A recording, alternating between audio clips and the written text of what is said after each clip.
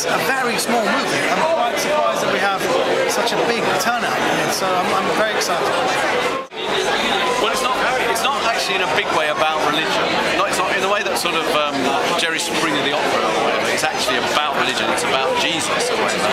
This is really about Muslims and Jews as communities, and it's about what Jews think of Muslims and what Muslims think of Jews and how they get it wrong, and how maybe if something like this happened, it would be a way of finding a way through the wrongness to a sort of better understanding of each other. I'm glad somebody made a film about this kind of subject, and hopefully it will go in a way, I hope that it's enjoyed by a lot of people. I hope people who won't necessarily go out to see films about this subject will come out and see that, they've attempted to build bridges here, and I think that's really important. So I hope that a lot of people see it. I hope a lot of people, come out of their houses, a lot of Muslims and Jews come out and watch this film together.